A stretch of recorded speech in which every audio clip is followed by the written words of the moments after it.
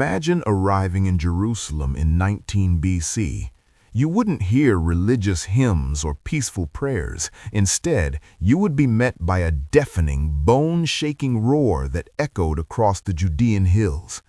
The holy city had been transformed into a brutal construction site, buried under an eternal cloud of white limestone dust. 10,000 men were attempting the impossible, building the largest temple in the ancient world over a jagged abyss, without using a single drop of cement and without the aid of modern explosives. But stay focused, because a single miscalculation here didn't just mean a crooked wall. It meant crushing an entire legion of workers in seconds. Today, we go inside the brutal engineering behind the most dangerous construction in the Bible. This massive mobilization had one master, Herod. To history books, he is Herod the Great. To those who lived under his rule, he was a puppet king imposed by Rome, a man the people deeply despised. Herod knew his throne was fragile. He was seen as a tyrant and an outsider. Therefore, his strategy to win respect was not through diplomacy, but through absolute, awe-inspiring engineering. He decided to build a sanctuary so grand, so physically overwhelming, that it would force even his greatest enemies to admire him. But there was a physical obstacle that seemed insuperable. The summit of Mount Moriah, where the temple had to stand, was a narrow, irregular peak surrounded by plunging ravines. There simply wasn't enough ground for Herod's ambition. He wanted a flat plaza of 14 hectares, the size of 20 American football fields. Any sensible engineer of the era would have called it impossible. However, Herod gave a chilling order. If the mountain was too small, they would have to build a new one. They would need to expand the sacred area over the void, creating solid ground where only empty air existed. And what these men did to realize this delusion defies logic to this day. To create that massive 14-hectare surface, Herod could not simply cut off the top of the mountain, as the rock there was considered too sacred to be destroyed.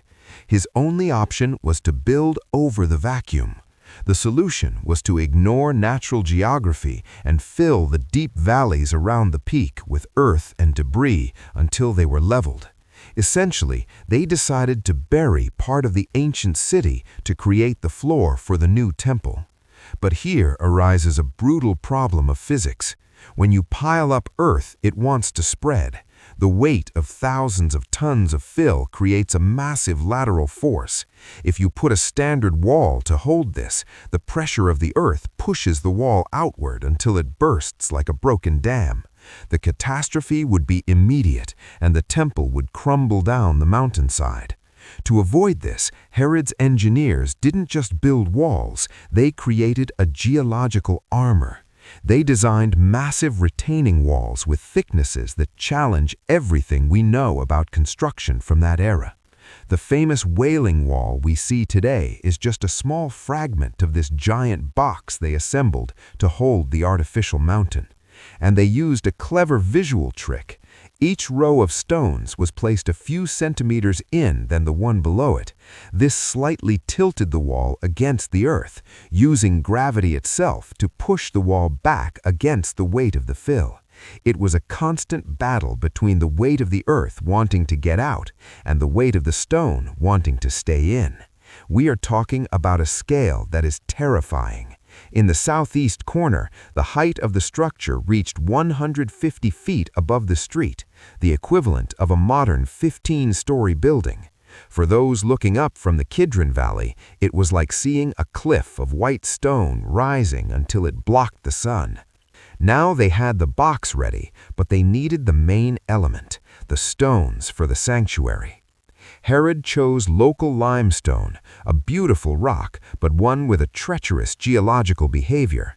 They had the mountain and the project, but now they needed to figure out how to pull those blocks out of the earth without explosives and without destroying the stone itself. The clock was ticking. A few meters from where the temple would rise, the scene looked like another world. The quarries of Jerusalem were blinding white craters under the desert sun. The heat inside was suffocating. But the real enemy wasn't the sun, it was the personality of the stone. They were extracting a specific type of rock called meleke, or royal stone. It has a treacherous property. While it is protected underground, it is relatively soft and easy to work, but the moment it is exposed to the air and dries, it hardens rapidly, transforming into something as resistant as modern concrete. This created a brutal urgency. The cutters could not work at their own pace.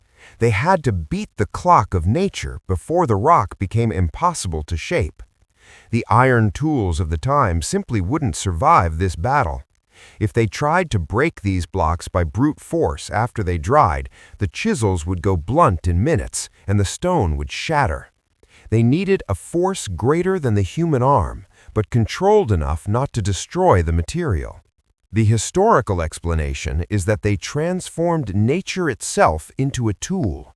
The technique consisted of opening narrow fissures in the living rock and inserting pieces of dry wood. Then came the trigger. Water. They poured buckets over the wood.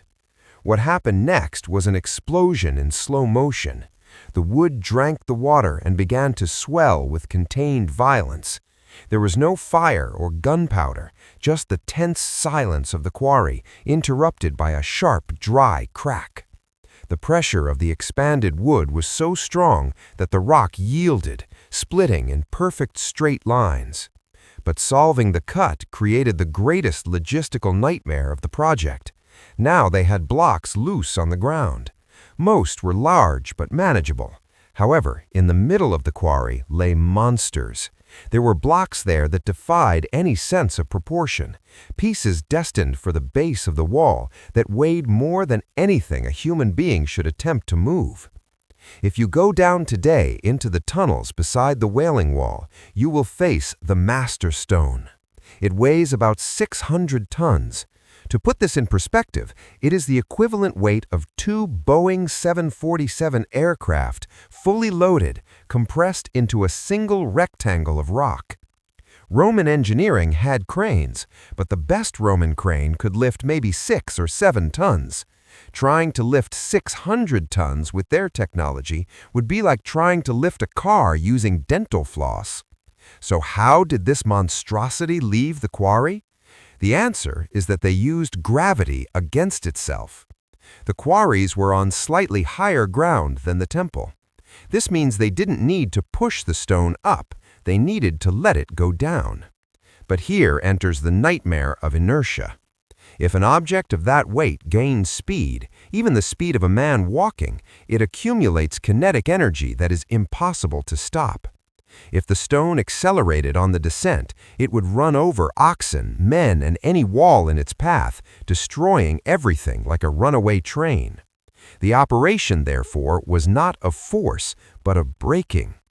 Engineers deduce they built a solid path and used rollers of extremely resistant wood. Hundreds of oxen and men were not pulling forward, they were holding back, using pulley systems and friction to control the slide centimeter by centimeter. The sound must have been agonizing, the wood creaking under extreme pressure and the ground shaking with the passage of the giant. A communication error or a snapped rope meant instant death for dozens of workers. And yet, they achieved it. They fitted this stone and many others with millimetric precision. The wall was standing, massive and intimidating, but there was a detail that would leave any modern engineer in a panic. Between these gigantic blocks, there was not a single drop of cement. They were just stacked, dry. It looked like a structure ready to collapse in the first earthquake. But curiously, it was exactly that which saved it. Roman engineering was famous for concrete, a miraculous mixture that bonded bricks forever. But here, there was no mortar. The stones were just piled, one on top of the other. To common people, it looked like negligence. However, geography suggests a terrifying motive for this choice. Judea sits exactly on an active geological fault. Earthquakes there are not a matter of if, but when. If they had used cement to stick everything into a rigid, solid mass, the structure would have a fatal flaw. In the first earthquake, the rigidity would cause the wall to crack and break like glass. The lack of glue, therefore, was the genius of the project. The cutters carved the edges of each block with a slight depression, leaving the center perfectly smooth. When they fitted one stone into another, the contact was so absolute that not even a knife blade could pass between them. The colossal weight of each block, added to this surgical fit, created flexibility. During an earthquake, these walls do not fight the ground, they move with it. The gigantic stones vibrate and slide millimeters against each other, dissipating the energy of the tremor. When the earth stops shaking, they settle back into place by their own weight. It is a structure that dances so as not to fall. This is why 2,000 years later, while entire empires turn to dust, these retaining walls continue to stand. The platform was almost ready, but at the southern part of the complex, the mountain ended before the design plan did. To continue the expansion, they had to build the temple literally over the air. Anyone walking on the southern edge of the newly built plaza was stepping on firm ground, but the truth is that a few meters below their sandals, there was an abyss of darkness. To support the expansion over the valley, the engineers created a forest of stone. They raised an endless series of arches and vaults. The physics of the arch is perfect for this. It takes the crushing weight of the surface and distributes it to the columns, transferring the load to the valley floor without overloading the center. This underworld also solved a grave logistical problem. The temple functioned like an industry. It needed water, wood, and animals. The vaults served as giant warehouses. Cisterns carved into the rock stored millions of liters of rainwater, a resource more valuable than gold in the Judean desert, essential for washing away the blood from the rituals above. While the surface was noisy and full of smoke, the underground was silent and strategic. It was this hollow but indestructible base that allowed the ground to be leveled to receive the crown jewel of the project. Those who entered from the south side, expecting sacred silence, received an immediate reality shock. What dominated the atmosphere were not prayers, but the deafening noise of coins hitting tables and the strong smell of animals being traded. Herod knew that faith moves mountains, but he understood better that religion moves the economy. Therefore, exactly above those underground vaults, he raised the royal stoa, a structure that functioned basically as an ancient stock exchange inside the house of God. For a peasant coming from a simple village, entering there was a violent visual experience. The columns were so thick that 3 men with joined hands could barely embrace one of them. There were 162 colossal columns, with tops carved in Corinthian style, the most expensive design Roman money could buy. The ceiling was deep-worked wood, designed to make any human feel small and insignificant. This place explained Herod's mind better than any biography. It was a classic Roman basilica transplanted to the heart of Jerusalem. There, a court for civil cases functioned alongside a frantic exchange market. The logic was relentless. Roman money bore the image of the emperor, which was considered idolatry. Therefore, it had to be exchanged for temple currency to pay for offerings. This transaction generated profit, and this profit financed the maintenance of all that luxury. It was a risky mix, absolute holiness on one side and aggressive commerce on the other. Herod managed to create an environment where priests and bankers shared the same roof. But all this marble and gold were only the public area. For those who managed to pass through the security gates into the inner courtyards, the level of tension changed drastically. An inscription in Greek found by archaeologists sent a clear message. From that point on, the ground was too sacred to be profaned, and stepping there without permission meant immediate death, a rule that not even the Romans dared to break until the day everything turned to ashes. All that glory of marble, gold, and seismic engineering was designed to last for eternity. But the cruel irony of history is that the greatest construction of antiquity survived intact for less than a century. In the year 70 AD, the sound of negotiations in the royal stoa was silenced by the noise of war. The Jewish revolt against Roman rule brought the fury of the imperial legions to the gates of Jerusalem. General Titus besieged the city, and what followed was the end of the world for those inside. When the defenses broke, fire was the primary weapon. Although the external structure was resistant limestone, the interior of the temple was a powder keg made of dry cedar wood and sacred oil. The heat was so intense that the limestone began to crack. A persistent historical theory suggests that the gold coating the walls and ceiling didn't just burn, it melted. The liquid metal would have flowed down the walls and infiltrated the deep fissures of the stone pavement. This sealed the fate of the construction. When the fire died down, greed spoke louder than architecture. To recover the melted wealth, Roman soldiers used iron levers to overturn the floor, separating block by block.